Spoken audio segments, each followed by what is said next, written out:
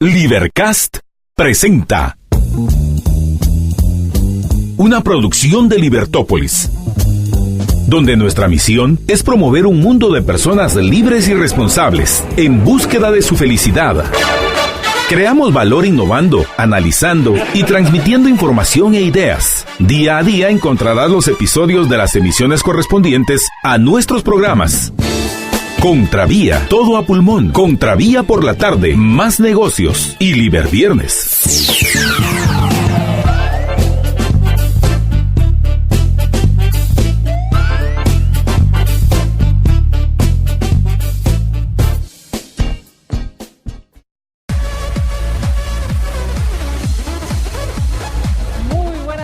Bienvenidos a Contravía PM, les habla María Dolores Arias, es un gusto estar con todos ustedes. El tráfico complicado, súper complicado en la ciudad, así que por favor respire profundo, usted que nos está escuchando por la 102.1 FM, libere estrés, respire profundo y permita que lo acompañemos durante esta transmisión en la cual durante la primera hora vamos a estar hablando de diferentes temas, haremos enlaces telefónicos con nuestros invitados para poder hablar sobre temas como la resolución de la Corte de Constitucionalidad y cómo afecta a las comisiones de postulación y a la elección o selección de quienes sustituirían a los actuales magistrados de la Corte Suprema y de las salas de apelaciones. También hablaremos acerca de la comisión específica que se creó en el Congreso para revisar y fiscalizar las operaciones o las actividades de la CICIG en estos 2 años. Así que estos son los 2 temas que voy a estar platicando con ustedes, así que muchísimas gracias a quienes nos van acompañando por la 102.1 FM, a quienes nos ven a través de nuestra señal en las plataformas libertopolis.com, en la plataforma de Facebook estamos como libertopolis.com, nuestro canal en el cual se puede suscribir en YouTube es Libertópolis y también nos puede seguir a través de nuestra cuenta de Twitter @Libertópolis, donde también estamos transmitiendo, así que muchas gracias. Y ya tengo a nuestro primer invitado, gracias por haber tomado la llamada. Tenemos al licenciado Estuardo Ralón del Centro para la Defensa de la Constitución. Muy buenas tardes, Estuardo, ¿cómo estás? Muy buenas tardes, María Dolores, qué gusto saludarte, un saludo a los oyentes. Muchas gracias por tomar nuestra comunicación y hicieron un comunicado en el cual la SEDECON manifiesta y es categórico, es muy contundente este comunicado, en el cual hablan con respecto al amparo provisional que otorgó la Corte de Constitucionalidad. Si me puedes contar un poco más al respecto. Efectivamente, hemos ayer puesto en redes sociales y algunos medios lo han recogido, un pronunciamiento que lleva como objetivo pues enviar un mensaje a la Corte de Constitucionalidad y a la ciudadanía en general. Y nosotros estamos llamando a la reflexión sobre 2 puntos jurídicos y de respeto a la Constitución. El primero de ellos es que la Constitución vigente establece que el período de magistrados de apelaciones y de Corte Suprema de Justicia es por 5 años. Uh-huh. Ese es un plazo improrrogable. Y en la última resolución de la Corte de Constitucionalidad se establecen una serie de requisitos que deben de cumplirse para poder volver a integrar las comisiones de postulación que fueron disueltas y que estaban ya en la fase final para poder evaluar cuál sería el listado de magistrados para el Congreso de la República. El período constitucional de un poder como es el Poder Judicial, pues no puede prorrogarse y llama la atención que sea la Corte la que establezca requisitos que son imposibles de cumplir antes del 13 de octubre próximo, que es la fecha de finalización de ese periodo, y genera condiciones de que se violente un plazo constitucional. Eso es un precedente negativo, en el sentido de que el día de hoy puede hablarse de una prolongación de funciones de un poder de la República, el Poder Judicial en su, digamos, magistraturas, y el día de mañana, pues podría hacer que se intente prolongar las funciones de un Congreso más allá del periodo para el cual fueron electos, o de un presidente de la República. Es decir, los plazos que tiene la Constitución deben respetarse precisamente porque el principio de alternabilidad en el poder descansa en que son plazos que no pueden moverse a discreción ni por los propios funcionarios ni por ninguna Corte de Constitucionalidad que está llamada a defender el texto y el orden constitucional, no a modificarlo. Por lo que ese es el primer punto que llama la atención. Y el segundo, al que hacemos alusión, es que la prolongación de funciones es cuando un funcionario sigue actuando en un cargo más allá del periodo para el cual fue designado o electo. Es un acto que en nuestra legislación es delito, es un acto antijurídico, ilegal, y el próximo 13 de octubre, pocos días estamos de que llegue esa fecha, puede darse una situación en la que los magistrados de la Corte Suprema de Justicia y los magistrados de las Cortes de Apelaciones entren en una prolongación de funciones que sería algo ilegal. La ley de la carrera judicial en Guatemala fue modificada en el año 2017 y especialmente en un artículo que dice cuándo finalizan los plazos o la función de magistrados, y establece que finaliza cuando vence el plazo para el cual fueron electos. Entonces, si la Corte de Constitucionalidad supuestamente está tratando de que se respeten unos artículos de la ley de la carrera judicial, ¿por qué ignora un artículo de la ley de la carrera judicial que establece que el plazo finaliza el 13 de octubre próximo?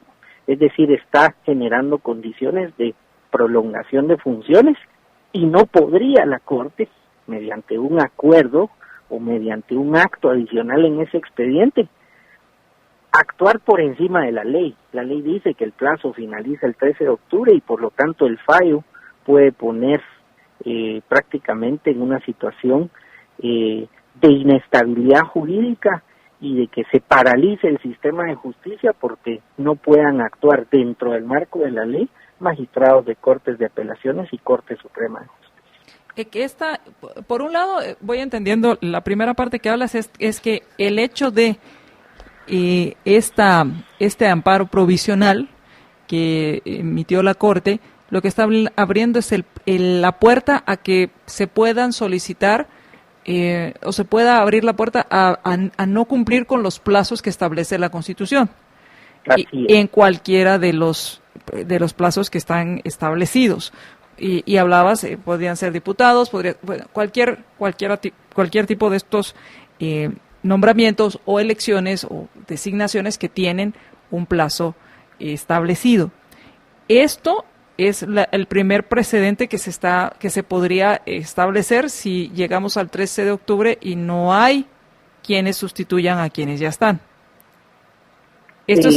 La resolución por sí misma, al establecer los requisitos que estableció, hace imposible prácticamente que el 13 de octubre se pueda estar listo y por lo tanto provoca una inminente ruptura de ese periodo constitucional. Esos plazos y esos periodos tienen, digamos, varias razones constitucionales en su existencia cuando la Asamblea Nacional Constituyente los estableció.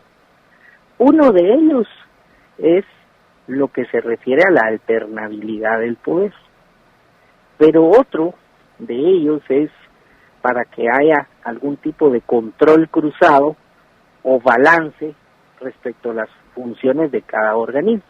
Voy a poner un ejemplo: la propia elección de magistrados. Este Congreso de la República, digamos el que está hoy, no eligió a los magistrados que, digamos, estuvieron ocupando el cargo durante su periodo de nombramiento como diputados al Congreso de la República. Es decir, no nombraron magistrados que iban a estar ejerciendo función jurisdiccional en el mismo momento en que ellos eran diputados. Es decir, ese traslape hace que no pueda un Congreso decir voy a elegir magistrados que ejerzan su función durante el mismo periodo en que yo voy a ser diputado, sino que lo va haciendo con un traslape entre periodos constitucionales de electores, digamos, de congresistas electos.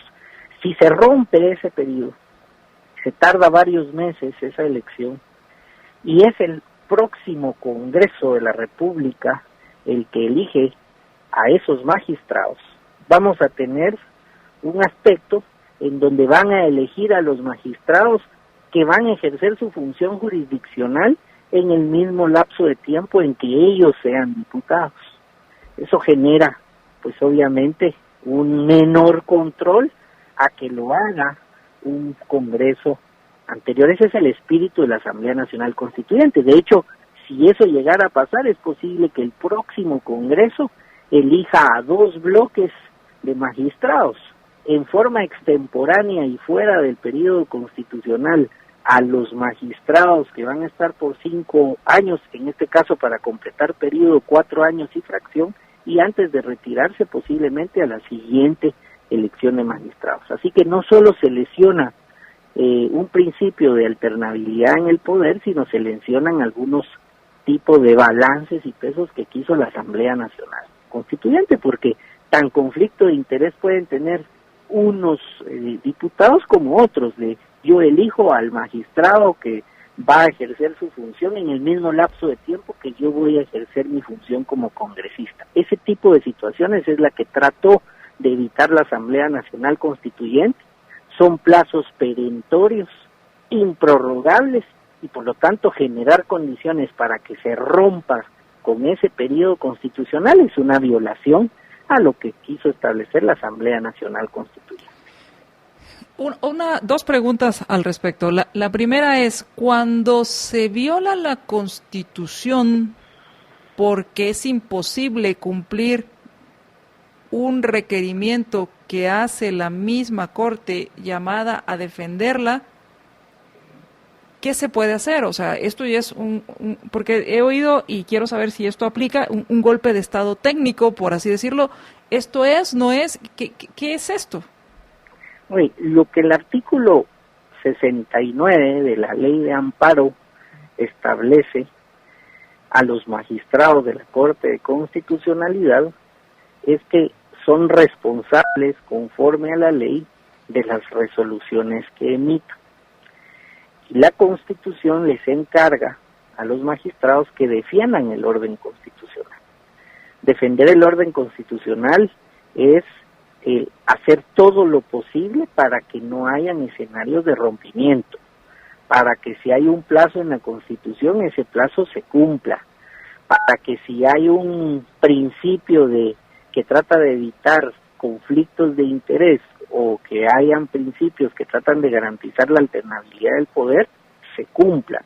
Entonces, el encargo no es una carta abierta de reescribir otra Constitución, ignorar plazos y acomodar situaciones a lo que sea su real saber y entender, ¿no? Es una función de defensa de un orden constitucional que fue promulgado en 1985 y que tiene normas muy importantes como el respeto de los plazos y los periodos de los 3 poderes del Estado.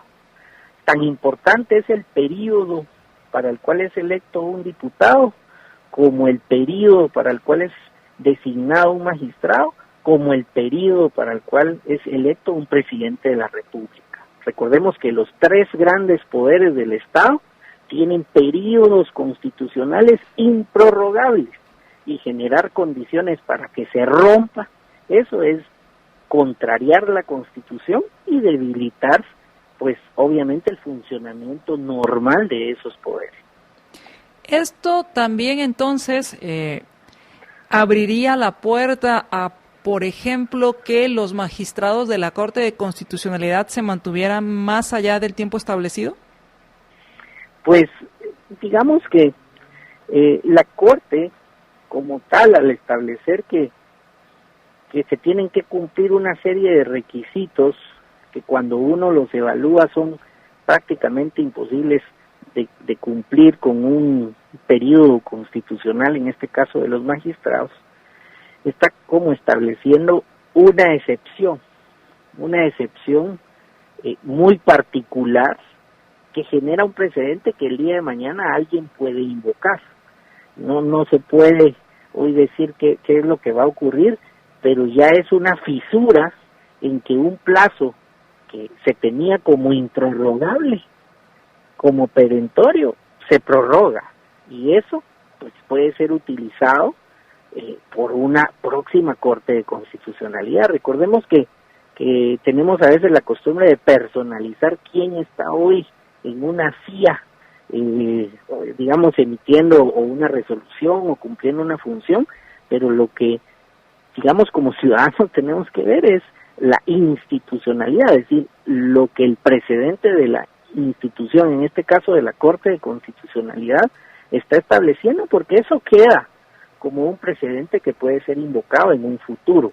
Entonces, no es sano ir estableciendo excepciones a periodos constitucionales que son improrrogables, porque ya al establecer una excepción, la improrrogabilidad se vio dañada y el día de mañana se puede volver a omitir el cumplimiento de ese plazo improrrogable. Hoy es algo relacionado al Poder Judicial, pero alguien lo puede utilizar el día de mañana para prolongar las funciones de algún otro organismo del Estado u otro poder, lo cual no es deseable. Claro, y por otro lado, una de las preguntas es, ¿qué escenarios hay? Si esto es imposible de cumplir, y es este tema de la evaluación del desempeño de los jueces y magistrados, y que no va a dar tiempo porque ni siquiera hay reglamento, y aunque se emita el reglamento, seguramente habrán amparos o impugnaciones, pues como tú decías, no da tiempo para poder hacer lo que se deba de hacer. ¿Cuáles son los escenarios entonces? ¿Cuáles son qué es lo que se puede hacer? La Corte de Constitucionalidad emite un amparo ya definitivo, revocando o cambiando todo lo que dijo para que se cumplan plazos. ¿Debe la comisión volver a ser juramentada o debe volver a...? Porque está el otro tema de las cortes, de la Corte Suprema de Justicia, donde hubo una única planilla por parte de las salas de apelaciones, y entonces ahí pareciera que hay que volver a hacer todo el proceso. Y si no se cumplen con estos plazos, los jueces y magistrados o todas las resoluciones y todas las acciones que hagan después del 13 de octubre son válidas e incurren en un delito. Voy a responder a las dos preguntas. La primera, cuando se comete o se provoca que haya una violación a la Constitución, normalmente hay una distorsión en todo el sistema que fue diseñado por la Asamblea Nacional Constituyente, y eso genera que ocurran violaciones posteriores, adicionales. En este caso, cuando nosotros hemos mencionado imposible de cumplir antes del 13 de octubre, esos requisitos los vemos no solo en un espacio de tiempo, que todos los requisitos y realizar esa evaluación conforme lo dice un reglamento que hoy no existe, y la ley la ley de la carrera judicial, pues tiene un aspecto imposible de la temporalidad, pero lo otro que tiene es un elemento jurídico que también es violatorio a la Constitución, y es que un reglamento que va a ser emitido o en el año 2019 o en el año 2020, cuando entra en vigencia, va a aplicarse en forma retroactiva a un desempeño de unos magistrados que ocuparon su cargo en el 2015, 16, 17 y 18. Y la irretroactividad de una normativa está prohibida por la Constitución. Uh-huh. Las reglas de evaluación de desempeño tienen que estar en vigencia antes de que pueda darse ese desempeño que después se va a evaluar. No puede un reglamento que existe en el 2019 venir a aplicarse en forma retroactiva al pasado. Lo que la resolución, al establecer esos requisitos, da a entender es de que una vez se emita ese reglamento, que no sabemos en qué fecha va a existir, esa norma de fecha posterior se aplique a supuestos que ya ocurrieron en años anteriores. Eso también genera un tema violatorio a la Constitución. ¿Cómo se puede reencauzar para no entrar en toda esa dinámica de una cadena de errores o de posteriores violaciones? Es revocando el amparo provisional antes del 13 de octubre y con la urgencia que estamos cada vez más cerca de esa fecha, pues prácticamente una revocación que permita volver a integrar las comisiones y de acuerdo a los punteos que se hicieron, que la comisión elabore los listados y los envíe al Congreso antes del 13 de octubre. Cualquier otra situación distinta a esa va a generar un escenario de rompimiento y de violación constitucional. ¿Qué puede ocurrir? Una opción es parálisis en el sistema de justicia en cuanto a las magistraturas de Cortes de Apelaciones y Corte Suprema, en donde los mismos magistrados, al tener una ley vigente, que es la ley de la carrera judicial, que dice que termina su función el 13 de octubre, pues no quieran firmar ninguna resolución para no exponerse en incurrir en un hecho contrario a la ley, y por lo tanto puede haber una parálisis. Puede haber la tentación de la Corte de emitir algún tipo de acuerdo que contraríe la ley de la carrera judicial, que contraríe el artículo que dice que al finalizar el periodo ahí termina la función, y que pretenda que ese acuerdo o ese pronunciamiento esté por encima de una ley vigente del Congreso, lo cual sería otra violación, y habría que ver si los magistrados se sienten cómodos con ponderar si un acuerdo o un pronunciamiento adicional de la Corte prevalece con una disposición vigente del Congreso de la República. Es decir, ¿cómo salir de ese enredo si la Corte no rectifica el grave error que cometió?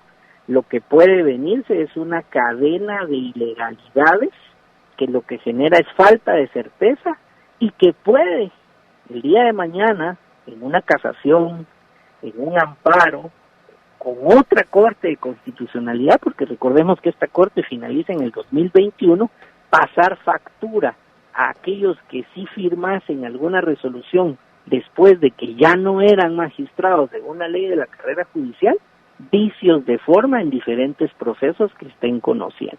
Es decir, la magnitud del error que se cometió, la violación constitucional de no respetar un plazo de un poder como es el Poder Judicial, trae consecuencias en el ámbito constitucional y en el ámbito procesal para todos los procesos que pasen por las manos de esos magistrados que finalizan, según la ley y según la Constitución, el 13 de octubre próximo.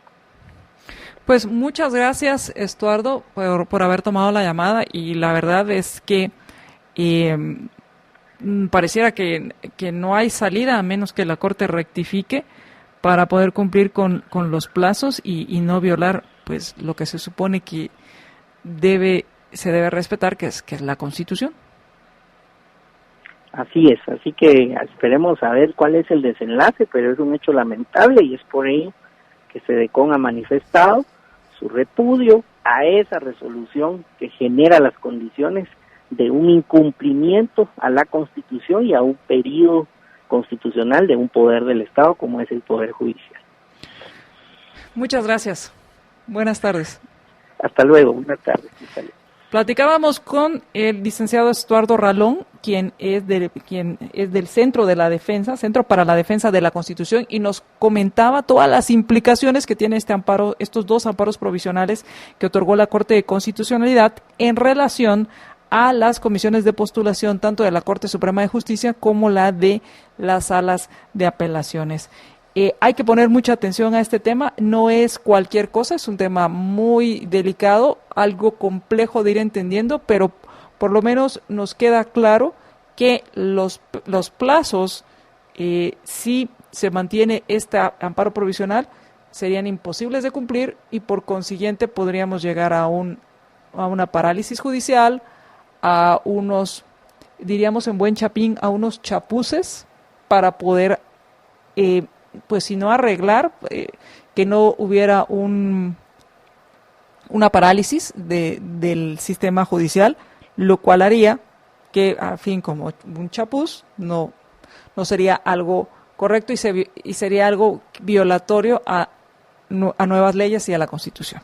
Así que menudo berenjenal en el que la Corte de Constitucionalidad ha puesto a todo el sistema de justicia. Vamos a ir al corte y cuando regresemos vamos a hablar acerca de la comisión específica que fue creada ayer en el Congreso para la investigación de las Naciones Unidas. Esta comisión hará la investigación, comisión específica de investigación, y será la investigación, no de las Naciones Unidas, perdón, de la CICIG, corrijo, la comisión específica de investigación de la CICIG, las acciones de la CICIG. Así que de esto estaremos hablando en el siguiente segmento.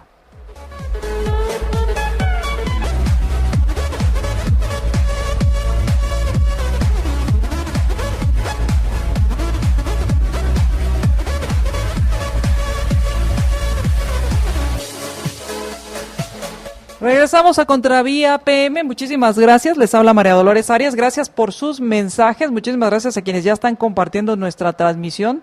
Quiero saludar a Hugo Guerra, muchas gracias, a Francisco Camey, a Claudia Hernández, muchísimas gracias, también a Noemí, muchas gracias por tus comentarios y gracias por dejarnos también sus preguntas. Y ya tengo en la línea a nuestro siguiente invitado, el diputado independiente Luis Pedro Álvarez, con quien vamos a platicar acerca de esta comisión específica de investigación que fue creada ayer para verificar el actuar de pues quienes integraron la CICIG, tanto nacionales como extranjeros. Muy buenas tardes, Luis Pedro, ¿cómo estás? María Dolores, muy buenas noches, a tus órdenes. Pues ayer se crea esta comisión y ha generado pues diferentes comentarios al respecto. ¿Cuáles son, empecemos hablando de cuáles son los objetivos de esta comisión? ¿Por qué se crea esta comisión específica? Sí, mira, los objetivos están claramente definidos en el acuerdo legislativo de su creación. Yo creo que ya les compartí, están en redes sociales también, el acuerdo para que todas las personas lo lean, pero digamos, las razones, más allá del cumplimiento estricto que se le da a ese mandato, es básicamente porque el tema de la CICIG fue una política pública, María Dolores, una política pública, un esfuerzo del gobierno de Guatemala donde acepta de parte de Naciones Unidas, nunca quedó claro si al fin era o no de Naciones Unidas, cuando convenía, pues sí, cuando no, pero bueno, son temas aparte, pero fue una política pública que se basó o se creó con el ánimo de luchar contra la impunidad y algunos grupos paralelos, los famosos FIACs, en Guatemala. Estuvo vigente durante 12 años y el Congreso de la República dio su aval para que esta, digamos, organización internacional conformada por extranjeros y algunas personas que pudieran haber sido contratadas localmente, con completa impunidad, porque así fue el acuerdo, una inmunidad absoluta que se convirtió en impunidad, pues pudieran desarrollar las tareas que les fueron encomendadas. Dada esa situación, María Dolores, pues obviamente como cualquier otra política pública y sobre todo con la envergadura que esta tenía, lo normal es que siempre al terminar se haga un proceso de evaluación, obviamente analizar resultados, contrastarlos, poder generar los insumos necesarios para poder hacer análisis objetivos, porque seguramente todo el tema de la CICIG genera muchísimas emociones, muchísimos sentimientos, muchas personas pues tienen sus ideas favorables o desfavorables por los motivos personales que sea, conocen en algunos casos por los medios de comunicación o alguna persona cercana, etcétera, pero son pinceladas. Realmente no hay un estudio oficial, digamos, de parte del Estado de Guatemala, donde se haga una evaluación, un análisis, una recopilación de información y de datos desde las acciones de la CICIG, y específicamente, obviamente, aquellas que pudieron haber vulnerado garantías y derechos individuales de los guatemaltecos. Algo que es importantísimo, yo creo que no hay que caer en las falacias de pensar que esta Comisión del Congreso de la República de forma alguna pudiera intervenir en los procesos que están abiertos y llevándose judicialmente. Eso no sería así para nada. Por ejemplo, te pongo un caso. Lo que se está buscando es que se analicen hechos muy concretos que cualquier ciudadano pueda llevar a esta comisión y relatarlos, hechos muy específicos. Por ejemplo, mire, fíjese que yo o alguien de mi familia o fulano de tal o mi cliente pasó 6 años en prisión preventiva y llevo 4 años de estar pidiendo una audiencia, una revisión de medida y nunca me la han dado. Ese es un tema, son hechos, obviamente, que se tienen que documentar, tienen que probar, y en todo caso sirven de insumo para poder analizar el tema de la prisión preventiva en Guatemala. Un tema que la misma Comisión Interamericana de Derechos Humanos ya dijo que se estaba abusando en el país, que era necesaria una reforma. Hay varias iniciativas de ley en esa línea en el Congreso de la República, y eventualmente el gobierno de Guatemala, el Estado de Guatemala, va a tener que tomar una decisión al respecto. Y qué mejor si podemos contar con los insumos de toda la experiencia de los últimos 12 años. Obviamente, la CICIG hizo intervenciones específicas, y hay que analizar en todo caso si estas produjeron un efecto positivo, negativo, o no tuvieron efecto alguno en los temas de la criminalidad, de los grupos paralelos infiltrados en gobierno, narcotráfico, etcétera. Entonces, a final de cuentas, lo que se busca es que pueda haber un estudio también a nivel institucional, no únicamente de las víctimas, sino podamos escuchar de los operadores de justicia sus experiencias. Las puertas van a estar abiertas para jueces, magistrados, fiscales, peritos, etcétera, policía, y todas estas instituciones que puedan contarnos, miren, pues efectivamente nosotros recibimos un apoyo institucional y hoy por hoy podemos hacer esto que antes no hacíamos, o miren, pues, la realidad es que hoy por hoy nuestras carencias y falencias son mayores que las que teníamos antes, o la situación sigue exactamente igual. Pero cuando hablas tú de políticas públicas, tienes que poder medir resultados. Si no se puede hacer una medición de resultados, tú no puedes hacer un análisis objetivo, y lo único que puedes dar es pues, tu opinión o especular sobre algunos temas. Aparte, y tal vez cerrando un poquito de este tema, está la transparencia de la ejecución de fondos. Se recibieron más de 1.300 millones de quetzales a lo largo de 12 años, y es importante saber, bueno, de eso hubo rendición de cuentas, no hubo rendición de cuentas a nadie. Esta gente contrató gente local, en qué los contrató para ver si funciona, es decir, podamos evaluar los guatemaltecos, miren, para poder lograr resultados necesitamos hacer este tipo de inversiones o gastos, o no. Es importante poder saber dónde se pueden hacer esas intervenciones, porque si no, solo se habla de aumentar presupuestos, y con base en qué. Y en una de las hay varias preguntas y varios cuestionamientos que se hacen al respecto de esta comisión. Primero, si no hay una usurpación de funciones en cuanto a las el análisis que hará esta comisión en el tema de la existencia de comisiones de acciones ilegales o arbitrarias, determinar si se cometieron acciones ilegales o arbitrarias.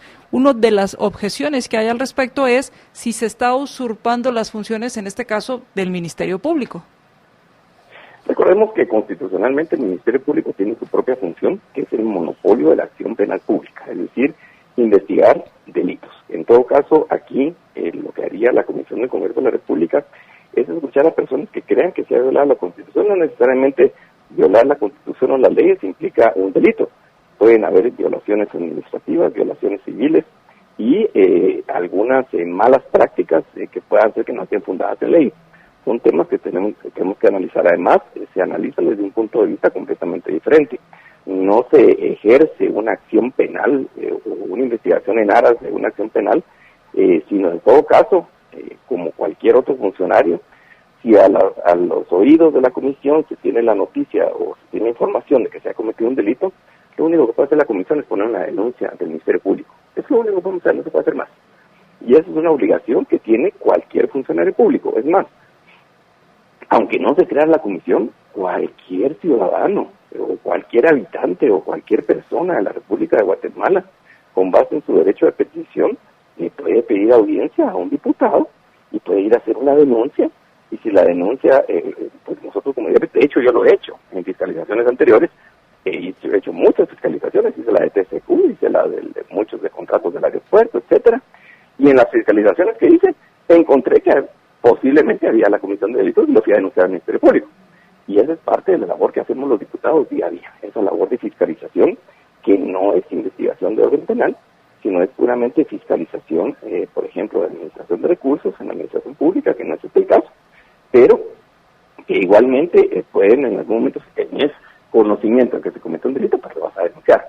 Pero el estudio que hace el Congreso de la República va mucho más allá de eso, es decir, no es un tema, como te decía, no le corresponde al Congreso de la República ni a los diputados analizar, por ejemplo, si una persona es inocente o no, o que un juzgado le valoró una prueba, ¿no? Eso sería intromisión, obviamente, en las funciones jurisdiccionales del órgano judicial. Dios guarde, eso no es eso lo que se está buscando. Son, en todo caso, la parte donde hay algunas dudas que podría ser específicamente cuando las personas se sientan que hubo vulneración a sus garantías individuales, pues que eso se documente, que quede un récord histórico de ese tipo de posibilidad de abusos, de excesos, etcétera. Y en su caso podrán haber denuncias, puede ser que no hayan denuncias, puede ser que simplemente sea información que sirva para análisis posterior. Otra de las objeciones es, Luis Pedro, es con respecto al conflicto de intereses. Se señala que algunos de estos diputados que integran esta comisión tienen un conflicto de intereses ya que fueron señalados por la CICIG. Pero yo no tengo conocimiento hasta el momento de ninguno de los 5 miembros de la comisión, María Dolores, que pudiera tener un señalamiento de parte de CICIG. Lo escuché pues, en algún momento, pero yo no tengo conocimiento que haya ninguno señalado por CICIG de nada. Los miembros son, el presidente es Juan Ramón Lau, el secretario es el licenciado Luis Hernández Armitia, está Manuel Condorellana, Aníbal Rojas y tu servidor, y hasta donde no tengo conocimiento ninguno de los 5 hemos sido señalados de nada. Pues, sí. Perfecto, que esto es una de las cosas que ha estado circulando, entonces por eso te pregunto. Ahora, lo que yo voy entendiendo es que al final se está buscando tener un informe y conocer la otra cara o la otra parte de la historia, porque no olvidemos que la CICIG presentó su informe de labores e hizo toda una serie de presentaciones donde hubo paneles, foros, hablando respecto a sus labores previo a... Si te das cuenta, muchas de esas presentaciones hasta la hizo la Fundación MAC, ahí está la autoría de algunas de ellas, que te pone a pensar, bueno, ¿quién hizo y por qué hizo ese tipo de informes? Pero el Estado de Guatemala, en este caso el Congreso de la República, tiene que hacer, obviamente, una memoria de labores para que pueda haber un documento oficial. Todo esto, las audiencias van a ser públicas, van a ser videograbadas, se van a levantar actas de todos los sucedidos, se va a compilar para acceso público. Es decir, los hechos o las denuncias o la información que recabe la comisión no va a ser invento de la comisión, todo va a estar documentado, van a estar obviamente sus autores y las personas responsables de proveer la información para que la demás gente pueda hacer también análisis. Esto, al final de cuentas, María Dolores, hay que recordar que no conoce la historia está condenada a repetirla. Y ahorita, pues, todo el mundo tiene presente el tema de la CICIG en Guatemala, pero no sé cuántos se recuerdan, por ejemplo, el caso de Minúa en Guatemala, de principios de los 90. Tal vez los que vivimos eso nos recordaremos qué fue la Minúa en Guatemala, pero estoy seguro que los jóvenes o menores de 35 años no lo recuerdan.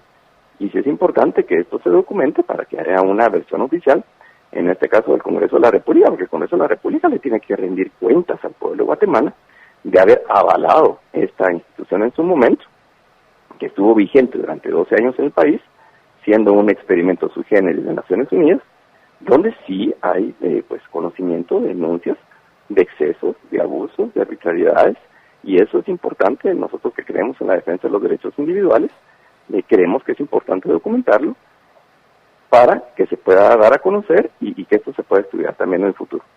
Y esto me parece interesante en cuanto a conocer la otra parte o el otro lado de la historia a través de estas investigaciones. Para ir entendiéndolo mejor, Luis Pedro, y estamos familiarizados, por ejemplo, con las comisiones pesquisidoras en las cuales llegan, se citan personas, tienen audiencias y después se elabora un informe. ¿Sería algo parecido? Mira, la logística y la mecánica, digamos, la parte operativa de la comisión todavía no la hemos terminado de definir. De hecho, uno de los miembros todavía está de viaje y el lunes tenemos nuestra primera reunión pública, por cierto, en el Salón del Pueblo a las 9 de la mañana, pero creo que puede ser similar a la forma de operar de las comisiones, de estas comisiones pesquisidoras, que siempre el trabajo ha sido público, documentado al acceso de cualquier persona, y los documentos pues estarán al acceso de cualquiera. Así que, como te digo, la comisión no es quien va a presentar la información, ni mucho menos, sino eso será información que las personas que llenen, que obviamente que estén dentro de la función del mandato, porque tampoco se trata de hacer una encuesta de popularidades y yo estoy de acuerdo con los que sigo, yo estaba en contra de los que sigue. No se trata de eso. Se trata de hacer un estudio serio, técnico, con base pues en pruebas, donde hayan pues indicios de alguna vulneración a garantías individuales y que eso se pueda documentar. Y yo sé, Luis Pedro, que tú no te prestarías a algo como esto, que serías alguien que estaría pues buscando que esto sea un documento serio, que no haya y que no se pierda esta oportunidad de tener una evaluación objetiva de lo que sucedió con la CICIG, con sus claroscuros que muchos sabemos que tuvo. Ya para finalizar, Luis Pedro, ustedes tienen que entregar este informe el 10 de enero. ¿Qué pasa después de esto? Pues bueno, María Dolores, ahí sí que lo que la ciudadanía decida hacer con esta información, esto quedará, probablemente sea una publicación oficial, lo que es seguro es que quedará en los archivos del Congreso de la República para el acceso de cualquier persona. Ahí quedarán documentadas pues todas las audiencias en video y las actas de las mismas. Y lo interesante y lo importante de estas, digamos, memorias históricas, porque eso es lo que son, es que de ahí se puede desprender, pues, no solo estudios científicos sobre el tema del crimen organizado, porque eso es una realidad en el país, para poder ayudar a generar adecuadas políticas criminales, sino reformas también a nivel legislativo, que en el futuro se tienen que hacer, eso está en constante evolución, a nivel procesal, a nivel sustantivo, en el derecho penal y otras ramas del derecho también. Y por supuesto, pues, si hubo abusos determinados, porque hemos tenido, no te puedo decir, infinidad de comunicaciones de personas que quieren ir a participar. Tenemos, ya personas que se han acercado, jueces, fiscales o exfiscales, personas individuales que quieren ir a contar su historia. Y que yo creo que el pueblo de Guatemala pues tiene todo el derecho de saberlas y escucharlas y que de una forma sistematizada pues puedan quedar documentadas. Y que obviamente si hay personas que quieren hablar por ejemplo, en las instituciones de los avances que hubo, también los van a escuchar. Seguramente es parte de lo que se tiene que hacer. Hay, de hecho, parte del mandato será pues escuchar a las autoridades del Ministerio Público, escuchar a autoridades de otras instituciones que estén relacionadas y que nos digan, le puedan decir, porque no, a nosotros, realmente al pueblo de Guatemala, decirle, miren, pues realmente vimos una mejora en X y Z, o pues hay algunos temas ahí que no están muy claros y que tal vez no eran las mejores prácticas y claro, tenemos que ir en otro rumbo. Ahora, en cuanto a las denuncias, y con esto sería mi última pregunta, Luis Pedro, y te agradezco el tiempo que nos has dedicado. En cuanto a las denuncias que se podrían presentar, como decías, que si se llega a dar el caso en el Ministerio Público, ¿tiene algún se hacen estas denuncias por formalidad en cuanto al personal de la CICIG extranjero, o al personal de la CICIG, tomando en cuenta que pues la CICIG tenía, o los que trabajaban en CICIG tenían pues impunidad? Sí, en esta parte no lo hemos definido, pero sí está clarísimo y todos tenemos conocimiento que parte del convenio con CICIG era pues que sus miembros que estaban debidamente, digamos, acreditados gozaban de inmunidad diplomática. Eso está perfectamente claro, pero no necesariamente puede ser la realidad para todos los operadores de justicia. Y en su caso, pues, no necesariamente tiene que ser un tema de una denuncia penal, puede ser simplemente un reproche social, un reproche moral, una reflexión política, que se haga decir, miren, se documentaron, qué sé yo, 1, 20, 50, 100 abusos del personal de CICIG que no pueden ser perseguidos penalmente, pero ahí están las evidencias, ahí están las pruebas y quedarán en impunidad, y es algo que pues definitivamente tampoco es conveniente porque pues no puedes combatir impunidad con impunidad, y son de los temas que tenemos que analizar, y que siempre que se hace política pública que se va a tener que analizar con seriedad y ver que ese tipo de cosas pues tampoco se hagan, porque pues nadie está por encima de la ley. Sería esa una de las reflexiones que podríamos concluir después de obtener y tener el informe que ustedes recaben con toda la información que se logre recabar en esta comisión específica. ¿Algo con lo que quisieras terminar, Luis Pedro?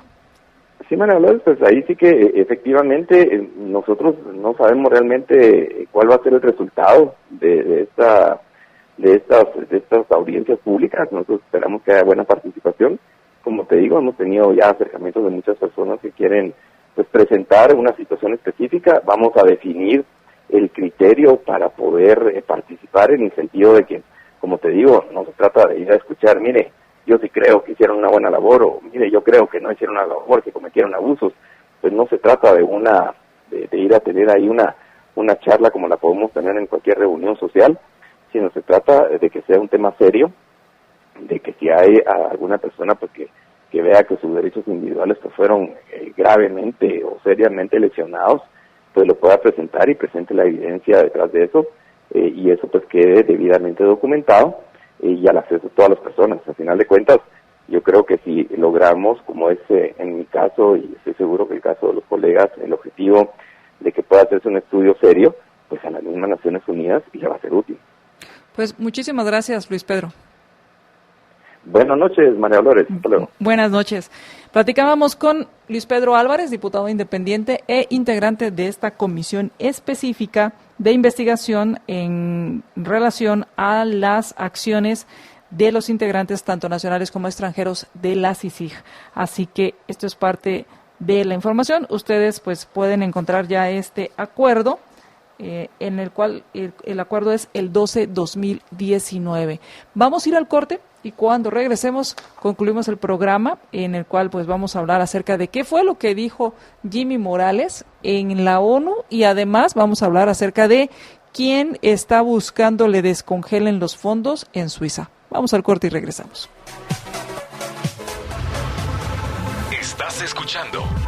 Estás escuchando libertópolis.com. Para el mundo.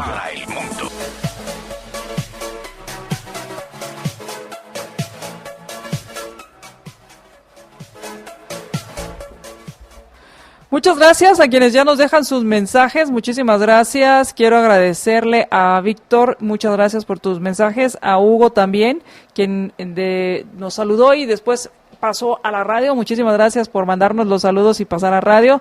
También a Francisco Camey, muchísimas gracias por tus preguntas. Claudia María, Noemí, muchísimas gracias. Y a Alejandra también saludos.